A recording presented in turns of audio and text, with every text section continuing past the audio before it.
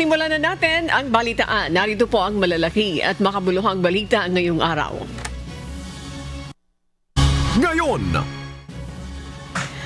Aabot sa 78,000 na mga pulis at bombero ang naka-standby para tiyakin ang kaligtasan at kaayusan ng publiko ngayong holiday season.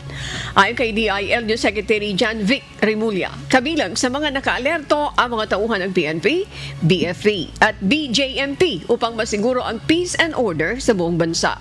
Sinabi ni Remulla na magpapatuloy ang DILG sa pagtahak tungo sa isang payapa at progresibong bansa sa darating na taon. Hataw Balita ngayon. Sa kabila ng maulang panahon kahapon, patuloy na dumayo ang mga turista sa Rizal Park upang ipagdiwang ang holiday season. Ayon sa mga turista, hindi alintana sa kanila ang masungit na panahon dahil sulit naman anya ang mga atraksyon sa parke. Patuloy naman ang paalala ng park management sa pagiging alerto sa paligid habang ang mga bisita ay nagsasaya at nagdiriwang ng holiday kasama ang kanilang mga mahal sa buhay. Hataw Balita ngayon. Tinangay ng rumaragasang baha ang isang kotse sa spillway sa barangay Baliis, Santa Cruz, Marinduque na sinasabing may sakay na isang babae kahapon, December 25. Sa video na ibinahagi ni Van Basco Constantino, makikita ang kotse na inaanod at wasak ang unahang bahagi nito. Patuloy pa rin ang paghahanap ng motoridad sa nawawalang babae hanggang sa ngayon. Hataw Balita ngayon. Not possible sa lahat ng uri ng sasakyan ang daan sa Barangay Magsaysay, Marilake Road sa Infanta, Quezon. Gumuho kasi ang malaking bahagi ng lupa sa kabundukan sa nabanggit na lugar kahapon, December 25, dahil sa tuloy-tuloy na pag-ulan sa lalawigan. Not possible din sa lahat ng mga sasakyan sa Barangay Bayongon, Bataan, Sampaloc, Lukban Road dahil sa landslide. Nasira ang kalsada at natumba na rin ang puno sa tabing daan, kaya hindi na ito maaaring daanan ng mga biyahero. Pinapayuhan naman ang lahat ng mga motorista na sa Sampaloc Mauban Road ang alternatibong ruta. Sa Buenavista Lopez Road, Barangay de la Paz, one lane lang po ang passable dahil sa nasirang lupa kahapon. Pinag-iingat ng lokal na pamahalaan ang lahat ng mga biyaherong daraan sa nasabing barangay habang patuloy na nakikipag-ugnayan sa Department of Public Works and Highways o DPWH para maisaayos ang kalsada. Hataw Balita ngayon.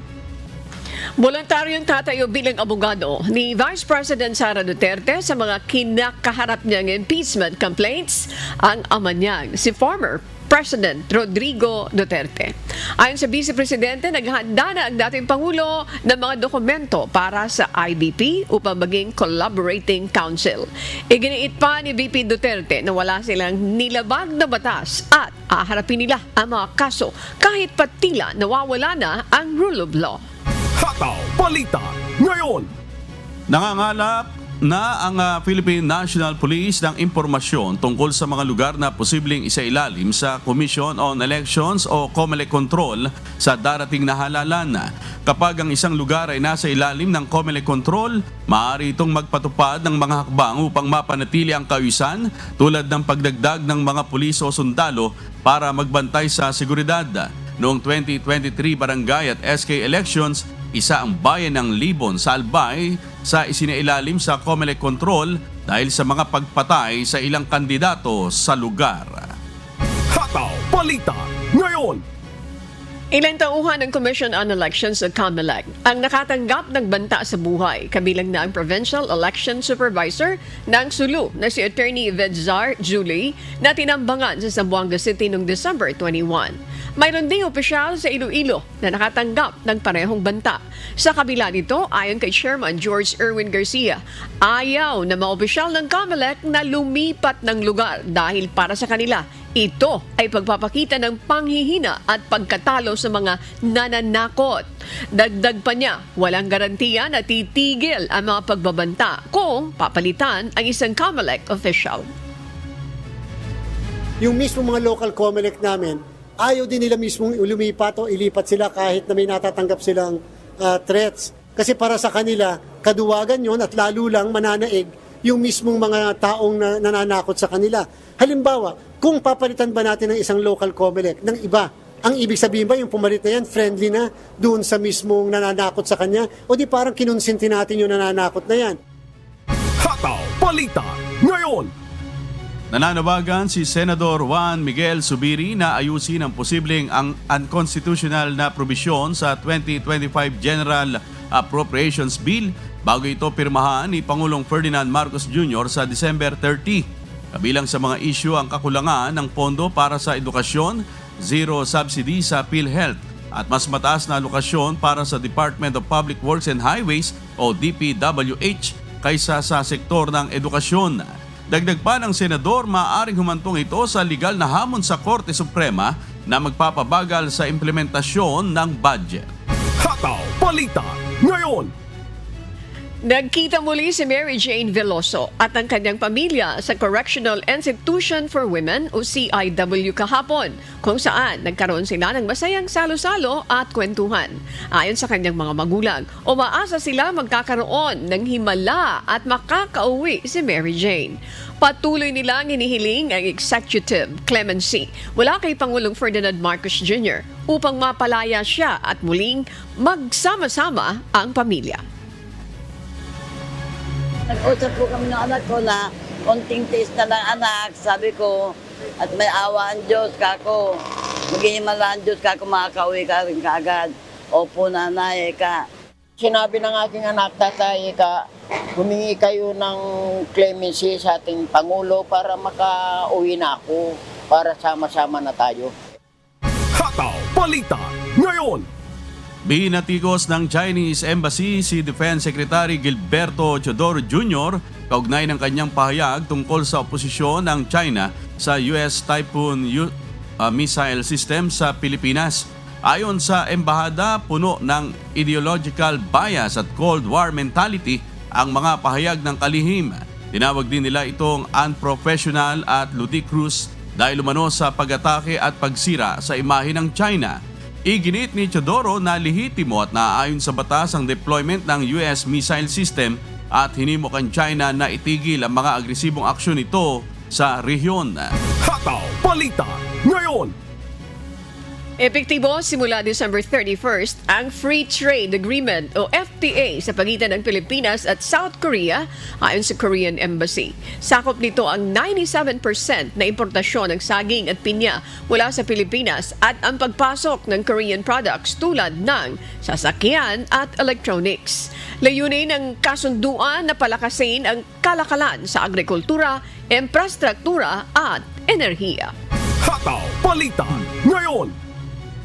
Patuloy ang paalala ng Department of Health o DOH sa publiko na maging maingat at umiwas sa paggamit ng paputok, lalo na ang mga iligal na uri tulad ng boga. Sa bagong datos ng kagawaran mula December 22 hanggang 25, umabot na sa 43 ang naitatalang biktima ng paputok. Ilang magulang din ang tutol na gumamit ang kanilang mga anak ng anumang uri ng paputok. Hindi ko pinapahawak yung mga apo ko ng paputok kasi baka mamaya masabugan. Kasi di ba yung kahit yung losses, yung ganun, yung huli nun, di ba sumasabog din yun? Yung paputok, yung fireworks, wala naman yun eh. Ang importante, yung yung pagsasama ng mga pamilya. Hataw Balita ngayon. Isang linggo bago magtapos ang taon, patuloy ang Bureau of Fire Protection o BFP sa kanilang kampanya na iwasan ang paggamit ng paputok upang matiyak ang kaligtasan ng bawat isa. Ayon kay Fire Chief Superintendent Rizal de Castro, Director ng Directorate for Operations ng BFP, maaari namang gumamit ng alternatibong ingay tulad ng torotot, busina ng sasakyan o kaldero upang ipagdiwang ang pagpapalit ng taon. Binanggit din niya na kung magpapalabas ng paputok, dapat gawin ito sa mga itinalagang lugar ng lokal na pamahalaan at humingi ng permiso mula sa BFP upang maiwasan ang aksidente.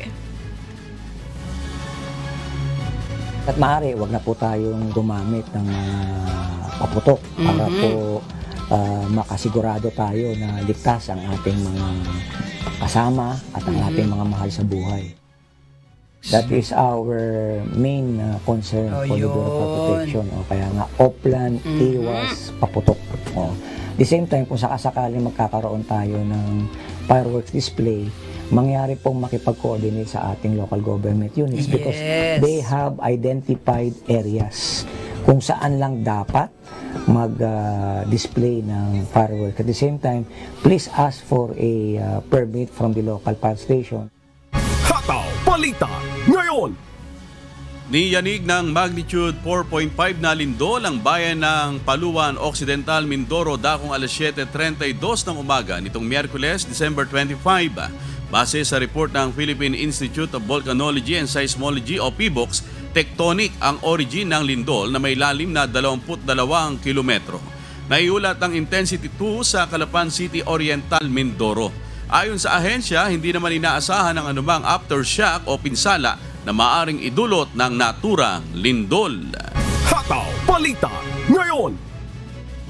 Naghahanda ang Office of Civil Defense o OCD para sa posibilidad ng mas mataas na alert level sa Mount Canlaon at pagtatayo ng tent city sa mga apektadong lugar.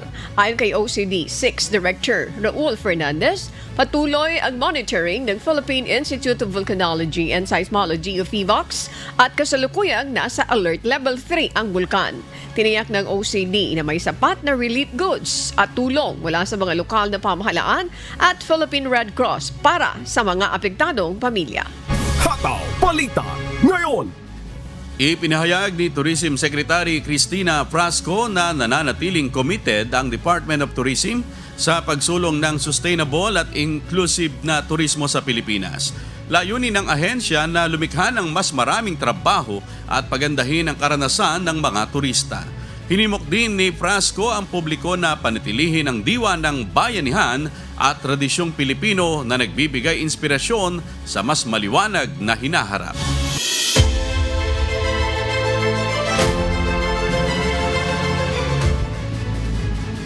Kahit maulan kahapon, dinayo pa rin ang mga pamilya mula sa Metro Manila at Karatig Probinsya ang Manila Zoo.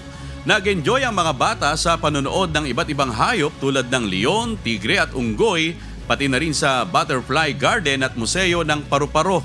Bagamat mas kaunti ang bisita kumpara noong nakaraang taon, masaya pa rin ang mga pamilya sa oras na magkasama.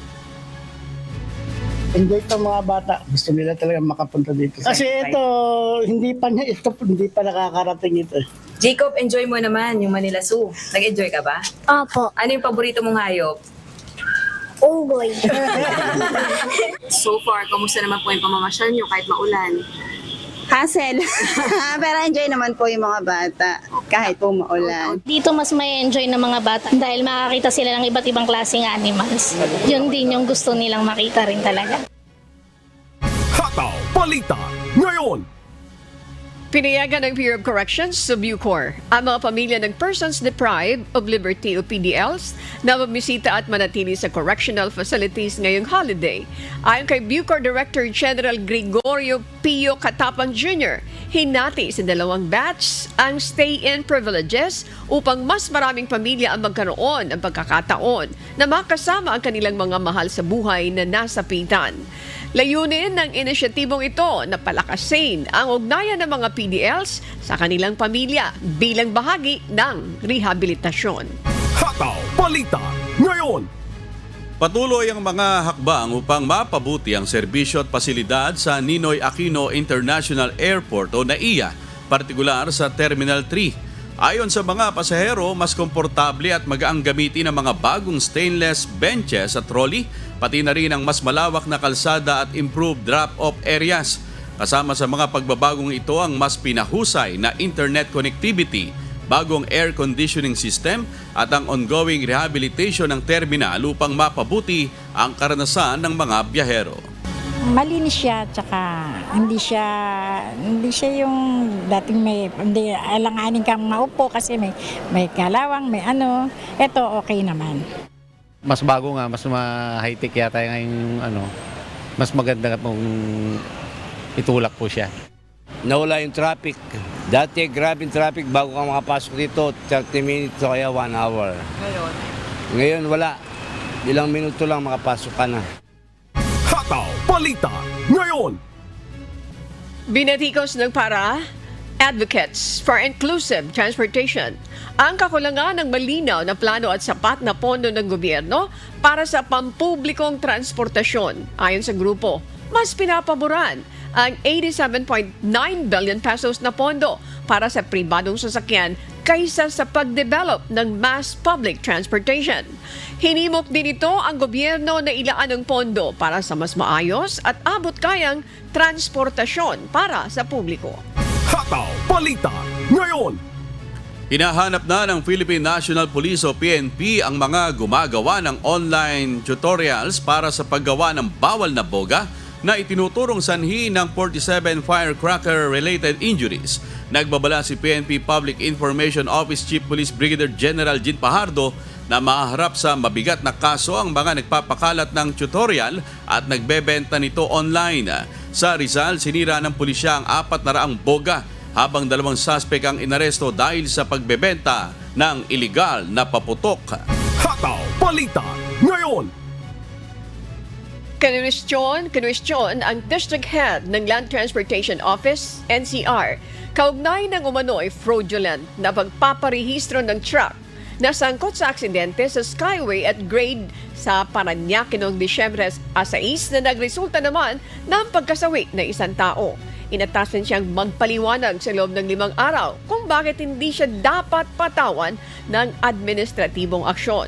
Ayon kay LTO Assistant Secretary Vigor Mendoza II, kailangan ipaliwanag kung paano nairehistro ang truck nang walang roadworthiness inspection.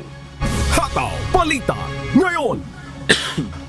Nagbukahapon ng abo ang Bulkang Kanlaon habang patuloy na binabantayan ng mga otoridad ang aktibidad nito na kasalukuyang nasa Alert Level 3. Kaugnay niyan, makakapanayam natin si Binibining Tina Mayor, ang tagapagsalita ng Office of Civil Defense Region 6 upang magbigay ng detalye ukol sa kasalukuyang sitwasyon ng Bulkang Kanlaon at ng mga residenteng malapit sa lugar.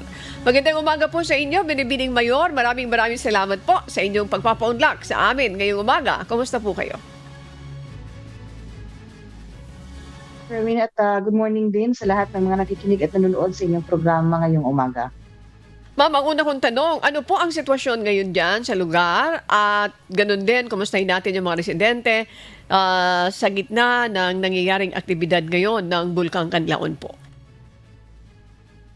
Sa ngayon po, patuloy yung mga volcanic activities na namomonitor ng PHIVOLCS gaya ng mga ash emission. Na umabot na hanggang 3 hanggang 4 na oras ang naging ash emission noong December 24 or December 23 ng Canlaon Volcano. Hapon naman ay mga ilang ash emissions tayong naitala base naman sa pag-monitor ng PHIVOLCS at patuloy po yung mga nangyayaring mga volcanic earthquake sa paanan ng bundok.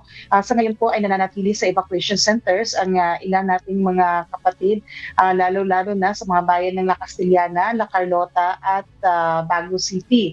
Sa ngayon umabot na sa yung displaced population po natin ay umabot sa 21,800 yung displaced population po natin ngayon ay yung nasa loob ng evacuation center ay umabot sa 14,246. Kabuuan na yun ng Negros Occidental at Negros Oriental, habang yung nasa labas naman po ng mga evacuation center o yung nakatira sa kanilang mga other relatives and friends ay umabot sa almost 7,000 po, both for Negros and Negros Occidental and Negros Oriental. So kahit po may ginagawa tayong Canlaon response operations or kahit may ginagawa po tayong sineselebrate po natin ng Christmas, ay hindi po nag-stop. Papatuloy po yung Canlaon Volcanic Activity Response Operations natin, at noong 24 nga in fact ay nagkaroon pa ng delivery ng mga food and non-food items galing sa PAGCOR. That's almost 2 wing vans worth of welfare goods ang i-deliver dito sa Baguio City warehouse ng Task Force Canlaon. At ito'y pinagtulungang hakutin ng ating mga volunteers at iba pa nating mga units ng mga reservists natin. Samantala, kahapon naman ay meron din tayong mga welfare goods mula doon sa Cebu na ipinadala via din howling via the Philippine Army volunteers natin papunta dito and expected na darating bukas dito sa Canlaon City. Ito ay kinabibilangan ng mga hygiene kits at 6 na generator sets to ensure na continuous po yung supply ng kuryente natin sa Canlaon City evacuation centers. Ilang araw nating pag-celebrate ng holidays. We want to find out from you kung doon sa mga araw na yon, mayroon bang mga nagsipagbalikan doon sa kanilang mga lugar, doon sa kanilang mga tirahan? Hindi po inalaw yung pagbalik. We treated it as a normal day kasi kahit Christmas, kahit Christmas break po natin, kahit holiday, ay mayroon pa rin chance na baka may effect pa rin o mayroong pag-escalate ng mga volcanic activities. So, as is po tayo, may pinapabalik lang po tayo na designated individual per family. Isa lang, it's either the tatay o yung nakakatanda kapatid na lalaki na pwedeng bumalik doon upang magpakain ng mga naiwang mga hayop at tend ng kanilang livestock and other farm chores nila. So, may window period lang po tayong inilagay. It's between 6 a.m. to 4 p.m. Dapat nakabalik na po sila. In-ensure po ng mga nagpapatrolya nating mga kapatid galing sa Armed Forces of the Philippines and Philippine National Police na wala na po makakapasok na hindi allowed doon sa area ng 6-kilometer expanded danger zone. Okay. Ma'am Tina, sa umpisa pa lang, meron tayong mga naririnig na babala na ang aktibidad dyan sa Bulkan Canlaon ay pwede pong magkaroon tayo ng isang malakas na pagputok. We want to find out from you po anong preparasyon kung sakaling itaas ang alert status dahil sa aktibidad ng bulkan. Yes, totally meron po tayo according sa monitoring ng PHIVOX. 3 senaryo po ang pwedeng mangyari dito sa Mount Canlaon. Isa is status quo lang natin ang alert level 3 at dahil sa mga increasing volcanic activity, magsuslowly may ascension lang po ng magma, but this will be very slow. This will be limited doon sa 4-kilometer danger zone. Occasional explosive alerts, yun po, mga medyo maliliit. Yung isang scenario na nakikita natin ay mag-escalate po tayo sa alert level 4 dahil sa pag-continuous ng volcanic activity natin, may mangyayaring mga bagong sisingawan, yung lava at magma, at pwede pong magiging explosive kung saan magiging mas wider yung scope natin, mas maraming magiging quiz natin. At yung pangatlo naman, at ito yung pinipray natin na mangyari, ito yung magkalma na yung vulkan at mag-downgrade na tayo to alert level 2 because may mangyayaring, pag-explain ng PHIVOX, may mangyayaring gas loss within the magma. Pero lahat ng mga senaryo nito po ay pinipreparahan natin. For example, kahit Christmas, nagpatuloy po tayo doon sa Valle Hermoso sa Negros Occidental noong December 24 upang i-assess ay i-inspect ang readiness ng ilang mga evacuation centers doon na mag-accept ng mga other potential evacuees from Canlaon City. This is in case na mas lumawak pa yung coverage ng pagputok ng vulkan, mas lumawak pa ang kanyang effect. So nagtalaga na po tayo ng mga evacuation centers sa mga karating na LGUs. Dito naman sa side ng Negros Occidental, yung La Castillana ay nag-enter into a sisterhood agreement with Pontevedra and Himamaylan para mag-accept po ng ito yung mga LGUs na hindi affected pero handa silang mag-accept naman ng mga evacuees kung sakaling, from La Castillana, kung sakaling mag-escalate po yung pagputok ng vulkan. At the same time, patuloy po yung paghahanda natin, yung mga preposition goods po tayo, patuloy yung pag-replenish ng mga goods natin na dinidistribute. And may mga tulong din po at naka-in-place din po tayong mga gamit, mga response teams na pwede nating i-deploy anytime. And after all of these response operations, ay mag-sit down na po. Uupo po talaga yung agencies and local government units at yung probinsya ng Negros Occidental para pag-usapan yung magiging permanent solutions kasi hindi po pwede na every time na may volcanic activity, mag-evacuate, wala tayong concrete na magagawa para sa ating mga kapatid doon na nakatira sa paanan ng bundok.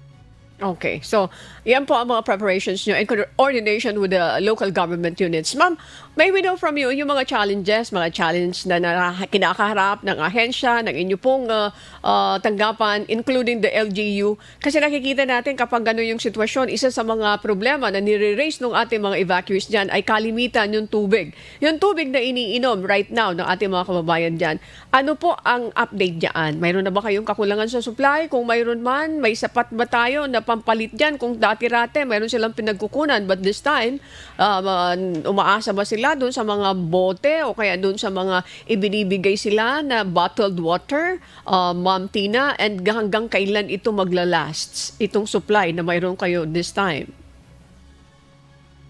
As of now, no, basing on the current inventory ng ating mga resources, ay marami po tayong supply ng tubig. In fact, sumusobra po yung supply ng tubig natin. This is safe drinking water po. At na-learn na po kasi tayo ng lesson. Nag-learn na po tayo ng lesson dun sa nangyari nung June 3 eruption na kinulang talaga ng tubig, especially in some parts of La Castellana. So this time, naka-prepare na po.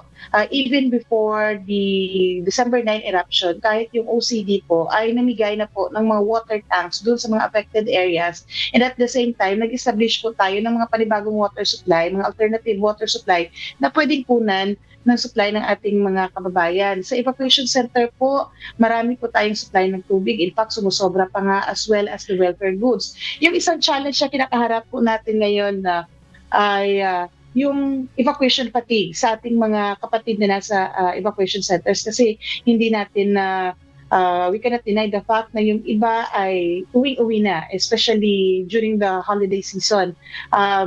Kaya may ginagawa po tayong mga interventions, especially with the local government units at the SWD, na mga psychosocial interventions at mga pwedeng activities na pwedeng pagkawilihan ng mga evacuees natin inside the evacuation center para hindi sila mag-bore at patuloy silang mag-cooperate sa atin. And at the same time, isang challenge po natin is yung pag-provide ng nutritionally balanced na diet sa ating mga evacuees kasi hindi naman pwede na yung diet nila will consist mainly sa laman ng food packs natin, dilata, sardinas, noodles. So yung mga para ma-address po, para ma-intervention po na tayo dito ay yung mga local government units ay nag-establish ng mga kitchens doon mismo sa evacuation centers para makaprovide sila ng mga gulay, isda at iba pang mga nutritious na mga pagkain sa ating mga evacuees. And yung mga kabataan po ay may intervention na din yung the Department of Education in case ma-prolong pa po yung evacuation natin at yung classrooms patuloy na gagamitin bilang evacuation centers ay may intervention or may alternative na po yung DepEd na mag-shift to modular learning method comes the start of classes naman this January. Okay. Ma'am, kumusta naman yung kalusugan ng ating mga evacuees dyan na pagka ganito mga sitwasyon, hindi mawawala yung may sisipunin, may uubuhin, kung sakasakali na magkaroon, ano naman ang preparations nyo dyan? Mayroon bang pwedeng matawagan na doktor na anytime at may gamot na pwedeng mapagkunan? Yes, actually may mga ilang cases na po tayong na-monitor na inuubo, may nagka-allergy po sa loob ng mga evacuation center and all these medical emergencies ay natugunan naman po ng ating WASH team and medical team from Department of Health and from the local government unit. Every evacuation center po natin may nakatalaga po tayong medical officer na siyang mag-check ng health status ng ating mga evacuees. And at the same time, yung Department of Health ay nagpadala na rin po ng mga medical supplies, gamot at vitamins para ipamigay sa mga evacuation center para patuloy na magiging healthy yung mga evacuees natin. Especially now na medyo malamig dito kung gabi at mainit naman sa umaga dahil sa panahon natin at paminsan-minsan ay umuulan din dito sa may area ng mga evacuation centers natin. Okay. At this point, Ma'am Tina, baka mayroon pa kayong gustong panawagan sa ating mga kababayan dyan. Please go ahead po. Yes, kami po ay nananawagan. Yung Task Force Kanlaon ay patuloy na nananawagan ng continued support at kooperasyon sa ating mga kababayan, especially sa mga loob ng evacuation center. Ito po ay isang challenge lamang na madali nating malampasan kung tayo po ay nagtutulungan. Yung advice po natin, especially doon sa mga natitira pa, kung may mga natitira pa na hindi na monitor ng task force, ay lumikas na po tayo at pumunta muna sa mga evacuation center.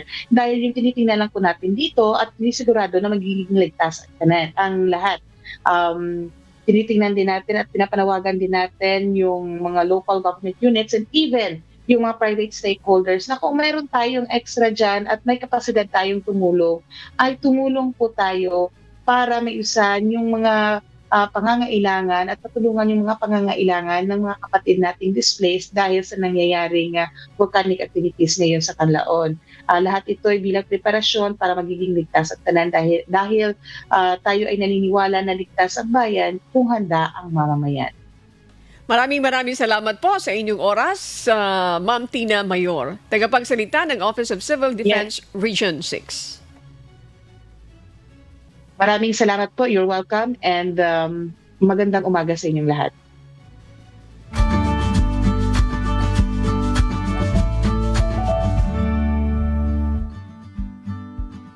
Para alamin ang magiging dagaan ng panahon sa iba't ibang bahagi ng bansa ngayong araw ng Huwebes, makakapanayam natin si Binibining Rhea Torres, ang weather specialist ng DOST Pag-asa. Miss Rhea, magandang umaga po. Kumusta po kayo, ma'am? Opo, good morning din po. Good morning po sa ating taga-subaybay. Ma'am, ano pong mga bahagi na dito sa ating bansa ang makakaranas pa rin ng mga pag-ulan ngayong holiday? Yes po, so for the next 2 to 3 days, ay inaasahan pa rin po natin ilang bahagi po ng ating kapuluan na makakaranas ng maulan na panahon. For today po ay bahagyang humina po yung epekto ng amihan pati na rin po ng shear line.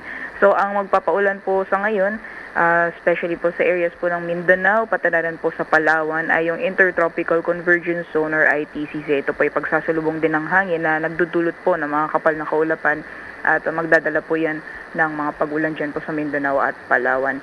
Meanwhile, dito naman po sa may bahagi ng Cagayan, pati na rin po, or Cagayan Valley, pati na rin po sa Cordillera Administrative Region, maaaring maranasan pa rin po yung maulap na kalangitan na may light to moderate na mga pag-ulan, dulot pa rin po na epekto ng hanging amihan. And for the rest of the country, kabilang po dyan ng Metro Manila ay improved weather conditions or improving weather conditions po tayo ngayong araw. So asahan po natin yung bahagyang maulap hanggang sa maulap po na kalangitan. Kung may mga pag-ulan man ay mga biglaan po o mga panandalian lamang na buhos ng ulan dulot po ng mga isolated na thunderstorms. Ma'am Rhea, mayroon pa ba tayong inaasahan na pagsama ng panahon sa mga susunod na araw po? Sa ngayon po ay wala tayong binomonitor at wala din po ay tayong inaasahan na low pressure area o bagyo po na posibleng makaapekto sa bahagi ng ating bansa sa susunod na 2 hanggang 3 araw. Okay, para makatiyak yung mga mag-aalis, aalis ng kanilang mga bahay. Nabanggit niyo po, improve ang weather condition natin. So, hindi natin aasahan na kung kahapon, tuloy-tuloy yung mga pag-ulan. This time, pag sinabing improve weather, mayroon pa rin pag-ulan, pero mas improve po ito. Ibig sabihin, baka wala, baka mayroon. Ma'am Rhea, naghahanda kasi yung mga kababayan natin. May pupuntahan sila para makatiyak daw. Ayaw nila magdala ng payong. May isa-suggest mo ba na magdala pa ng payong o wala ng payong dahil improve na yung weather condition natin? Sa ngayon po, mas mainam pa rin po na magbaon po tayo ng payong dahil although improved po yung weather conditions, ibig sabihin lamang po nito na hindi na po buong araw yung mga pag-ulan kung ikukumpara po ng mga nakarang araw. So possible pa rin po yung mga localized na thunderstorms. Ito po yung mga panandalian na buhos ng ulan. Okay. Maraming salamat sa inyong oras, Ma'am Rhea Torres ng Pag-asa Weather Forecasting Center. Magandang umaga po. Maraming salamat. Hataw Balita ngayon. At para sa mga balita sa iba't ibang panig ng mundo, narito ang ating global correspondent na si Bert Cerudo mula sa Dubai, United Arab Emirates.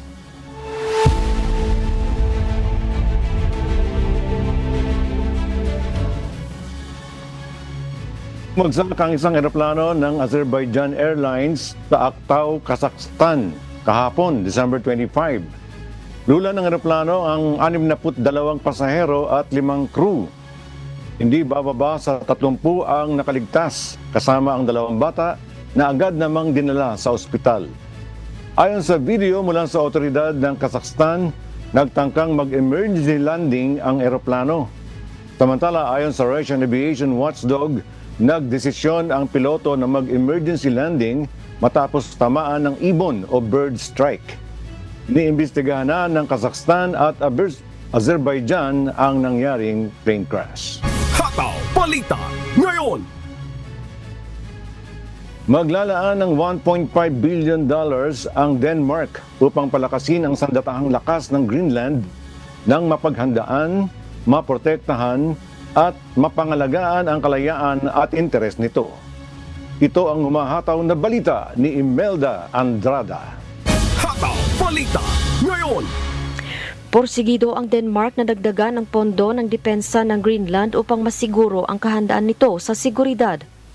Magkakahalaga ng $1.5 billion ang bagong pakete ng depensa.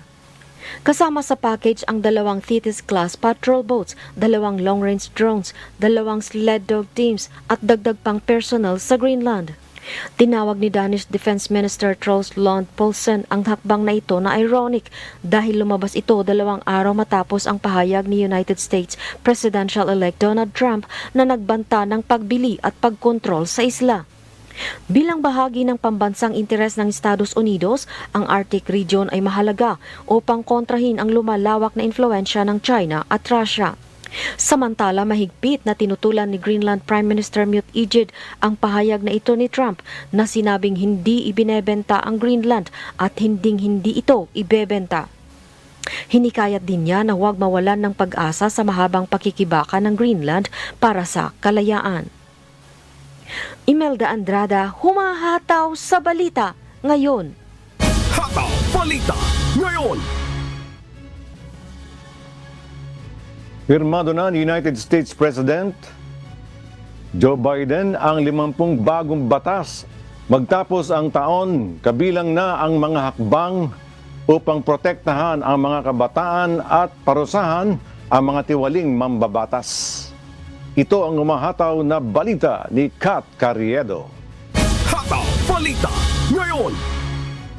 Nilagdaan na ni United States President Joe Biden ang 50 bagong batas na nagpapaigting sa proteksyon sa mga kabataan, pagsupil sa hazing at pagsugpo sa tiwaling mambabatas.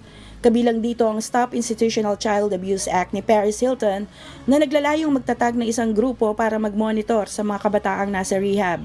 Pirmado rin ni Pangulong Biden ang S-932 na nagbabawal sa mga mambabatas na kinulong sa mga krimen tungkol sa public corruption mula sa pagtanggap ng kanilang pensyon.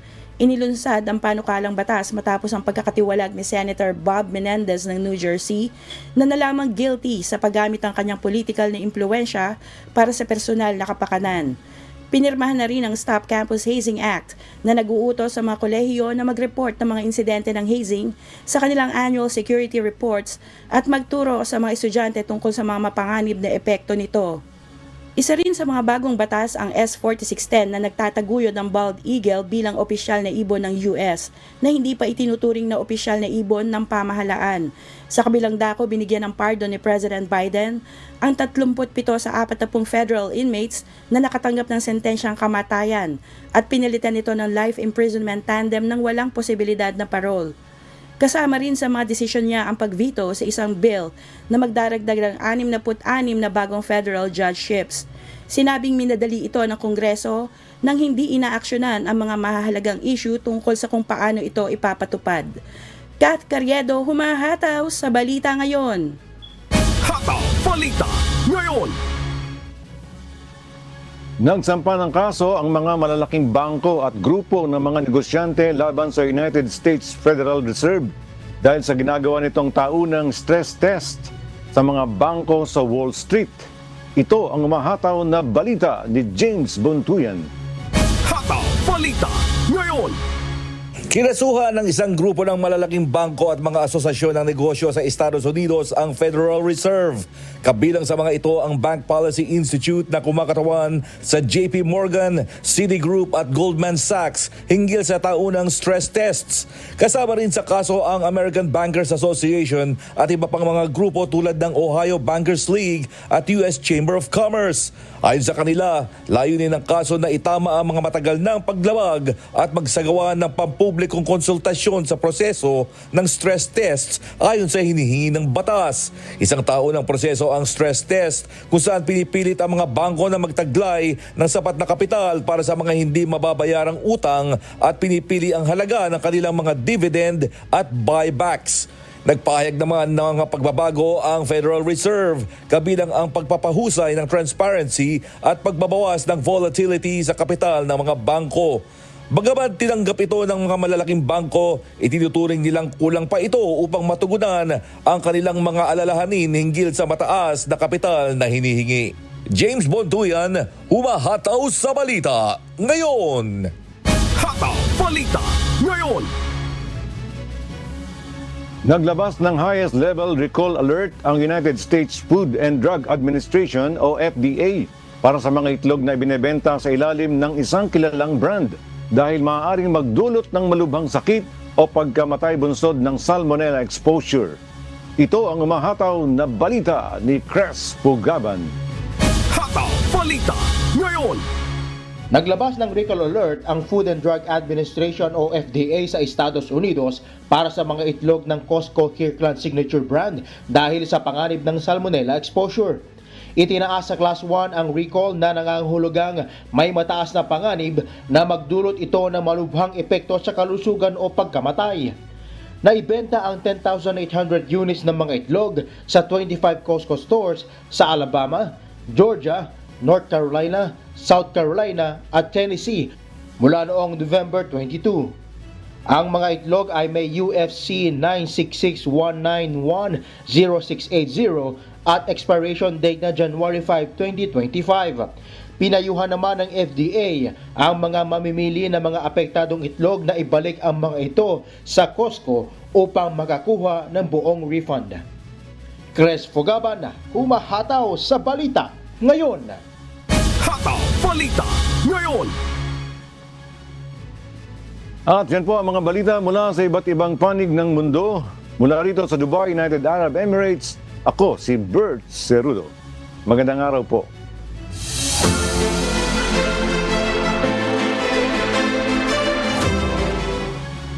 Muling binaha ang mga bayan ng Nauhan at Bako sa Oriental Mindoro dahil sa masungit na panahon.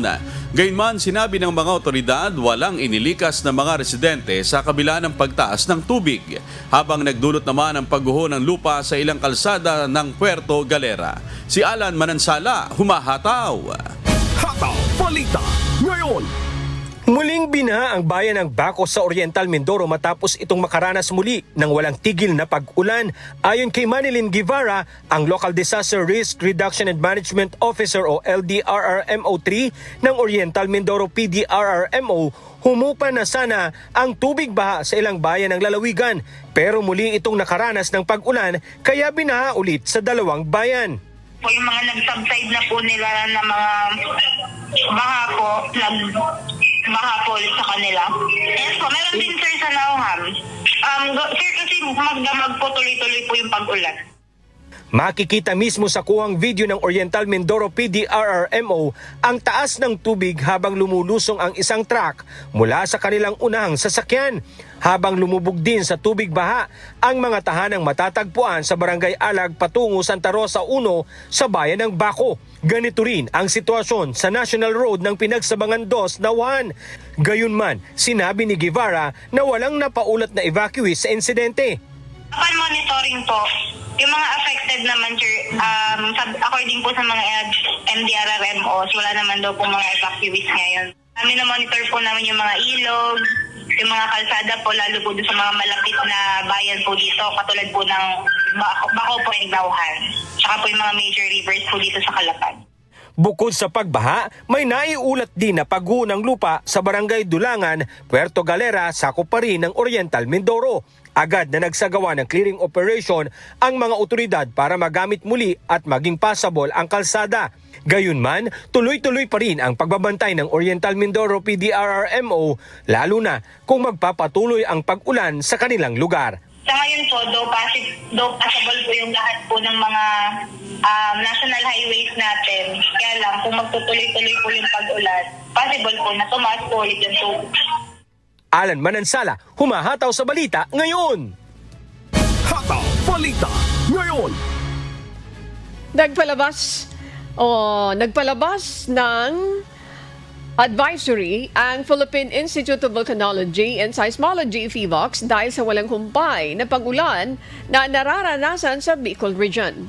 Malaki ang posibilidad ng pagkakaroon ng lahar flow sa tuwing may malakas na pag-ulan na nangyayari sa lalawigan. Umaago sa mga volcanic material sa mga channel nito, bagay na mapanganib sa mga residenteng nakatira sa paligid ng Mayon. Si Jerry Galicia, humahataw. Hataw Balita ngayon.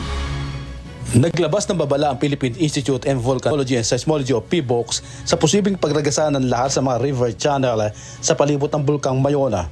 Ito ay matapos na makaranas ng walang tigil na pag-ulan ang probinsya ng Albay sa mga nakalipas na araw. Malaki umano ang posibilidad na sa tuwing ang may tuloy-tuloy na pag-ulan na naranasan sa probinsya, posibleng umagos ang mga volcanic materials ng Bulkang Mayon at makaapekto sa maraming residenteng nakatira sa paligid nito.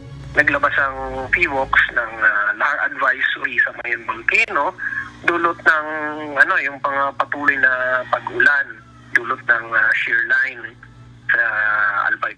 Kasunod ng lahar advisory, nag-abisyo na din ng direktiba ang Albay Public Safety Emergency and Management Office o ABSEMO sa mga DRRM sa mga lugar na posibleng daluyan ng lahar. Ang warning na binigay natin ay dahil sa may mga pag-ulan at possibility na magkaroon ng lahar, especially dun sa mga yung mga babanggitin ko ng mga river channels, yung Isi, Binaan, Arling, Kirangay, Maninila, Masarawag, Umulad, Bukad, Lasisi, Mabinit, Matanag, Bulawan, Basud at Basud Channel sa Albay Province. Dito nakasaad na agad magsagawa ng paglilikas sa mga residente kung hindi titigil ang malakas na buhos ng ulan. Jerry Galicia, humahataw sa balita ngayon. Hataw Balita ngayon. Humpay na pag-ulan sa Bicol Region, may mga nangyaring pagbaha din sa buong rehiyon na lubhang nakaapekto sa maraming residente. Si Ryan Salatandol, humahataw. Hataw Balita ngayon.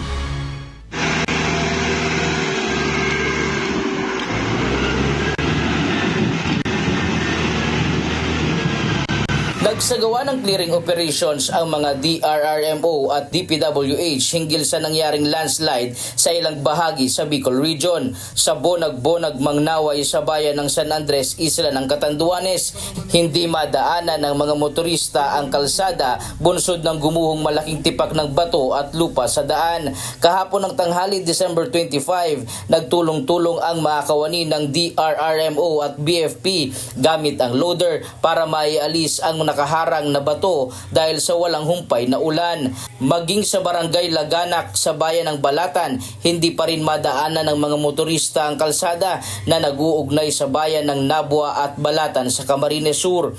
Pinapayuhan ang mga residente na manatili na lang muna sa kani-kanilang tahanan dahil sa insidente. Naputol din ang ginagawang detour sa lugar. Agad na naglagay ng mga tauhan ng PNP para umasiste at magbigay ng babala sa mga motoristang magtatangkang dumaan doon. Ilang lugar naman sa Camarines Norte ang nakaranas ng pagbaha gaya ng Barangay San Pascual sa Basud. Habang sa bayan ng Karamuan, Camarines Sur, nalubog din sa tubig baha ang kalsada simula Kamakalawa, December 24. Ayon sa MDRRMO Karamuan, maaari pa din namang madaanan ng kalsada, subalit pinag-iingat ang mga motorista, lalo na ang mga nakamotorsiklo. Sa Libon, Albay, hindi madaanan ng mga motorsiklo at light vehicles ang isang kalsada sa sitio Ologon sa Barangay San Isidro, Libon, Albay. Inabot din ng tubig baha ang loob ng bahay ng ilang mga residente sa AM's Barrio sa Legazpi City. Ryan Salatandol, humahataw sa balita. Ngayon, Hataw Balita Ngayon. At sa aming ibabahaging mga salita ng Diyos na ating sandigan mula sa unang Pedro Kapitulo 4, talatang 8. Nauna sa lahat ay maging maningas kayo sa inyong pag-iibigan, sapagkat ang pag-ibig ay nagtatakip ng karamihang kasalanan.